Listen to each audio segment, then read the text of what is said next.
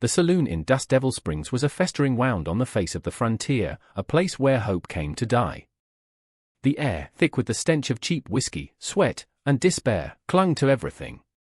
It was into this bleakness that Jacob entered, his shoulders slumped with a weariness that went far beyond the dust of the trail.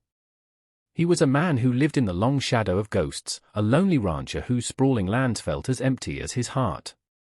A blizzard years ago had stolen his wife and child, leaving him with a lifetime of guilt and a self-imposed exile from the world of men. He came to town only when he had to, for salt, for flour, for the things that would keep his body alive while his soul slowly starved. But today, the usual cacophony of drunken laughter and tinny piano music was pierced by a sound far uglier. A hulking, greasy-haired trapper named Rob stood by the bar, his voice a booming instrument of cruelty. He was holding the arm of a young woman, his fingers digging into her flesh like talons. She was thin, dressed in rags, but it was the scar that drew every eye. A jagged, silver line that ran from her temple to her jaw, a brutal map of past violence. "A cask of your finest French wine," Rob roared at the bartender, shoving the woman forward. "That's the price for this damaged mare." The crowd laughed, a ragged, cruel sound. Men pointed, their faces twisted with a mixture of scorn and pathetic desire. They mocked her scars, turning her pain into their sordid entertainment. The woman, whose name no one bothered to ask, stood silent, her gaze fixed on the floorboards, her body a statue of shame. But Jacob saw the tremor in her hands, the flicker of defiance in an eye that wasn't clouded by the scar. In her public humiliation, he saw a horrifying echo of his own failure, of the family he couldn't protect.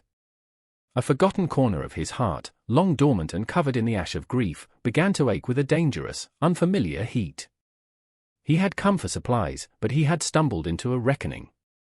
Rob, the trapper, was a man who personified the brutal indifference of the wilderness. He was a predator, and he saw everything and everyone in terms of what he could take, what he could use, and what he could break.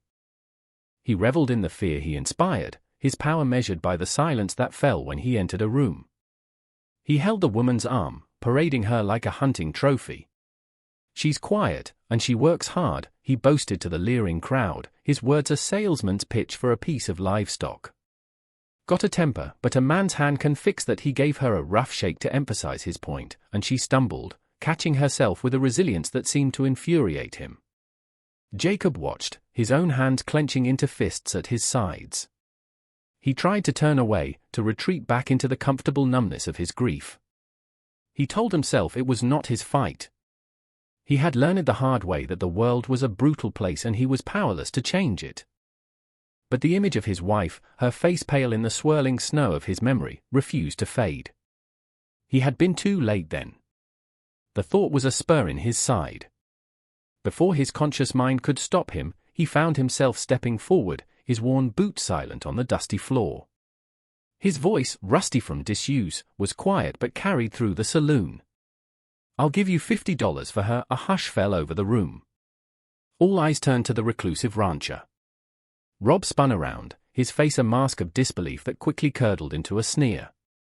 $50? For what? The pleasure of looking at that ruined face. The crowd roared with laughter.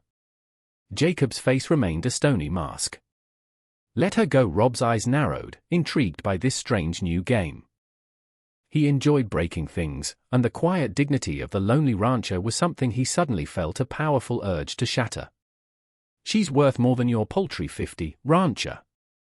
She's worth a cask of the finest wine, a taste of civilization." Jacob stood his ground. He reached behind him and unslung the rifle from his back. It was a fine weapon, his one true luxury, a symbol of his self-reliance and the tool that kept him alive. This rifle. For the woman the offer hung in the air, stunning the crowd into silence. The rifle was worth 5 times what Rob was asking. Rob looked from the rifle to Jacob's impassive face, a slow, cruel smile spreading across his own. To take this man's gun, to strip him of his pride in public, was a prize far sweeter than wine. "Done," he grunted, shoving the woman toward Jacob and snatching the rifle from his hands. Jacob led the woman out of the saloon's suffocating darkness and into the harsh, cleansing light of the sun. She followed a step behind him, a phantom of a person, her silence a heavy cloak. He expected tears, or perhaps a cowering fear, but she was a well of stillness, her expression unreadable. He walked her toward his wagon at the edge of town, the stares of the townsfolk like insects on his skin. He stopped and turned to her, his voice softer than he intended. "My name is Jacob." "You're safe now." For the first time, she lifted her head, and her eyes met his. They were the color of a forest after rain, and they held a depth of intelligence and sorrow that startled him. Her voice, when she spoke, was not the broken rasp he expected, but a clear, educated whisper that carried the ghost of a different life. "My name is Elizabeth." The name was like a piece of music in the dusty air. Then the twist came, a revelation that changed everything. She whispered, her gaze flickering back toward the saloon. "That man, Rob. He was not my master. He was one of the bandits." The story spilled out in a quiet torrent. She and her father, a wealthy academic from Boston, had been traveling west. Their wagon train was attacked by a band of ruthless men. Her father was killed. Her scar was a gift from the blade of one of the men who had held her down. Rob had been one of them. He hadn't just found her, he had helped destroy her world. And he held something he had stolen from her father's body, a sealed letter, which he, in his brutish ignorance, believed was a map to a hidden fortune. "He thinks it leads to gold," she murmured, a flicker of bitter irony in her eyes. "He cannot read. He does not know what it truly is." The stakes had just skyrocketed. This was no longer a simple rescue of a victim. Jacob had just purchased a witness to a murder, and now he was standing in the crosshairs of a killer who believed she was the key to untold riches. His simple act of conscience had just ignited a fire that threatened to consume them both. The weight of Elizabeth's story settled on Jacob like a shroud. He had wanted to soothe a small corner of his conscience, and had instead walked into a war. He looked at her, at the proud, straight line of her back, and saw not a victim, but a survivor. His own lonely ranch, once a sanctuary, now seemed like a trap. Rob, drunk on his newly acquired wine and his own cruelty, would not let this go. The thought of a hidden fortune, however imaginary, would gnaw at him. Jacob knew men like Rob, their greed was a ravenous, insatiable beast. As if summoned by his thoughts, the doors of the saloon burst open and Rob staggered out, flanked by two of his brutish companions. His face was flushed with wine and rage. "Rancher," he bellowed, his voice slurring but filled with menace. "The deal has changed. I want the girl back. And I want the map she's hiding." Elizabeth flinched, but Jacob stepped in front of her, a silent shield. "The deal is done, Rob. You have my rifle. Now leave us be." Rob laughed, a wet, ugly sound. "Your rifle? I'll have your rifle, your ranch, and your life if you don't give me what is mine." He took a swaggering step forward, his eyes wild. "I know who she is. I know what her father was carrying. Give me the map, or I will burn that pathetic little ranch of yours to the ground with both of you inside it." The threat, so specific and vile, struck Jacob like a physical blow. Fire. The one thing that haunted his nightmares. The blizzard had taken his family, but in his dreams, it was always a fire he couldn't reach, a fire he couldn't stop. He could feel the phantom heat on his face, hear the ghostly screams. Everything inside him screamed to run, to give Rob whatever he wanted, to retreat back to the safety of his isolation and his ghosts. He was at a crossroads, a moment of terrible clarity. Behind him lay the quiet, painful peace of his solitude. Before him stood a killer, and a woman who had already lost everything. His past failure and his present choice collided. What would you do? When a monster threatens to recreate your worst nightmare, do you save yourself, or do you stand and fight for a stranger who has no one else? Tell me in the comments below what you would have chosen. And if you believe that a man's true character is forged in the fires of his greatest fear, make sure you subscribe, because what Jacob does next defines his soul. Jacob did not run. He looked at Rob, at the raw, undisguised evil in the man's eyes, and felt not fear, but a cold, clarifying rage. The ghosts of his past were no longer whispering accusations, they were demanding justice. He thought of his wife and child, and for the first time in years, the memory gave him strength instead of pain. He would not be too late again. "There is no map," Jacob said, his voice as hard and unyielding as granite. "And you will not touch her," Rob, enraged by his defiance, roared and lunged forward. But before he could reach them, a new voice cut through the tension, sharp and authoritative. "Rob." "That's enough." The voice belonged to Doc Evans, the town's physician, a man whose weary eyes had seen too much of the violence and misery that men like Rob brought into the world. He stepped out from his office, holding a double-barreled shotgun, its twin muzzles pointed squarely at the trapper's chest. "I've tolerated your filth in this town for far too long." The crowd, which had been watching from a safe distance, murmured in surprise. Doc Evans was not a man known for confrontation. Rob sneered, "Stay out of this, old man. This is between me and the rancher." But the doctor stood his ground, his hand steady on the shotgun. "It became my business months ago, when I treated a dying man you claim to have found on the trail. A man from Boston. He told me his daughter had been taken by the bandits who attacked him. He died before he could tell me more." The doctor's gaze flickered to Elizabeth, and a look of dawning comprehension crossed his face. "You lied, Rob. You were one of them." This public accusation, from a respected figure like the doctor, was a lightning bolt. It electrified the air. Inspired by his courage, the saloon owner appeared in the doorway, a pistol in his hand. "Rob, your credit is cut off. Get out of my town." A few other townsmen, ranchers, and merchants who had suffered under Rob's bullying began to step forward, their faces grim. An alliance was forming, a fragile wall of decency against a tide of brutality, all of it sparked by one lonely rancher's refusal to back down. The standoff in the dusty street was a silent, explosive tableau. Rob and his two thugs were outnumbered, but they were cornered, and that made them dangerous. Rob looked at the faces arrayed against him, the doctor, the saloon owner, the blacksmith now holding a heavy hammer, and his rage boiled over. With a guttural roar, he drew his pistol. "You'll all burn," he screamed, but his threat was cut short. The gunfight was not the prolonged, chaotic affair of dime novels. It was a swift, brutal, and decisive moment of frontier justice. Jacob, moving with an instinct born of years spent hunting predators in the wild, had already drawn the small pistol he kept tucked in his belt. He fired once. The shot was not aimed to kill, but to end the fight. His bullet struck Rob's wrist, and the trapper's gun clattered uselessly into the dust. At the same time, the blacksmith swung his hammer in a low, powerful arc, catching one of the other thugs in the knee, while the saloon owner's shot went wide but was enough to make the third man drop his weapon and raise his hands in surrender. It was over in less than 5 seconds. The sudden, shocking violence was followed by an equally shocking silence. Rob cradled his shattered wrist, howling in a mixture of pain and impotent fury. His reign of terror, built on fear and intimidation, had been dismantled in an instant. The town's sheriff, a man who had made a career of looking the other way, finally scurried out of his office, his face pale. Seeing the tide had turned, he was suddenly full of blustering authority, arresting the groaning Rob and his men. In the aftermath, Doc Evans gently retrieved the letter from Rob's coat. He handed it to Elizabeth. Her hands trembled as she broke the seal. There was no map, no talk of gold.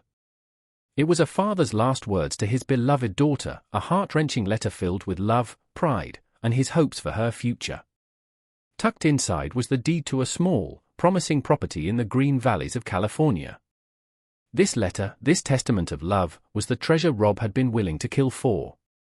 Months passed, and the seasons turned, washing the land clean. On the outskirts of Dust Devil Springs, Jacob's ranch, once a monument to his solitude and sorrow, was slowly being reborn. It was no longer a place of mere survival, but a place of life. The oppressive silence had been replaced by the sounds of construction, the lowing of healthy cattle, and something Jacob thought he would never hear again in his own home, the soft, melodic sound of a woman humming as she worked. Elizabeth was the source of this transformation. She was not a guest or a dependent, she was a partner. She had a keen mind for numbers and a gentle hand with the animals. She planted a garden, and under her care, vibrant greens and bright flowers erupted from the same soil where Jacob had only ever managed to grow dust and grief. The scar on her face was still there, a permanent reminder of the life that was stolen from her. But her eyes, once haunted, were now clear and bright, filled with a quiet strength. Jacob found himself changing, too. The hard, bitter shell he had built around his heart began to crack. He started to talk about his wife and child, not with the gut-wrenching guilt of before, but with a gentle sadness, sharing their memory with Elizabeth. He taught her how to ride, how to mend a fence, how to read the clouds for signs of rain. And in teaching her, he began to reconnect with the world, and with himself. He started to smile again, a slow, rusty process at first, but soon it became a natural expression. He was no longer just a man haunted by ghosts, he was a man building a future. They were two broken people, scarred by the world in different ways, who had found a way to start piecing themselves, and each other, back together. Their relationship was not a whirlwind romance born of passion and fire. It was a slow, quiet healing, as patient and steady as the changing seasons. It was built in the shared silence of a sunset, in the simple comfort of a meal cooked together, in the unspoken understanding that passed between them as they worked side by side. Jacob, who had once fled from all human connection, now found himself seeking her company, craving the peaceful presence that soothed the ragged edges of his soul. He had lived for years believing he was being punished for his failure, that he deserved his loneliness. But in Elizabeth's eyes, he saw not judgment, but gratitude. He saw a reflection of a man he had forgotten he could be, a protector, a provider, a good man. For Elizabeth, the ranch was more than a safe harbor, it was a place to put down new roots after her entire world had been ripped away. She had arrived as chattel, a piece of property traded for a rifle. But Jacob had never treated her as anything less than an equal. He had given her not only safety, but respect. He listened to her ideas, valued her contributions, and saw past her scar to the brilliant, resilient woman she was. Their scars, his emotional and hers physical, were not things to be hidden in shame. They were testaments to their survival, the proof that they had weathered the worst storms life could throw at them and had come out on the other side. One evening, as they sat on the porch watching the stars blanket the vast, quiet sky, Jacob turned to her and simply said, "State." It wasn't a command or a question, but a plea. And Elizabeth, with a soft smile, simply replied, "Always." 1 year to the day after Jacob had walked into that saloon, he and Elizabeth stood on the porch of their newly expanded ranch house, looking out at the land that was now theirs together. They were married, a quiet ceremony attended only by Doc Evans and a few of their other friends from town. The ranch was thriving, a testament to their hard work and partnership. Elizabeth held a new letter in her hand, this one from a lawyer in California. The land her father had left her was valuable, and she was now a woman of independent means. But she had chosen to stay here, in this dusty corner of the world, with the quiet rancher who had seen her worth when no one else had. Jacob looked at his wife, at the scar that he no longer saw as a mark of damage but as a symbol of her incredible strength, and his heart was full. The moral of their story was written across the landscape of their lives, a lesson as clear as the prairie sky. It teaches us that the deepest scars, both visible and invisible, do not have to define us. They can be reminders of what we have survived, proof of our resilience. Their story shows that true beauty is not found in a flawless face, but in a courageous spirit, and that true redemption is found not in hiding from the world and its pain, but in having the courage to open your heart to it one more time, even when you are terrified. It is a story about how two lonely, broken souls can create a home, not by erasing their pasts, but by building a future on the foundation of their shared survival. Jacob and Elizabeth found their second chance because he chose courage over comfort, and she chose to trust when she had every reason not to.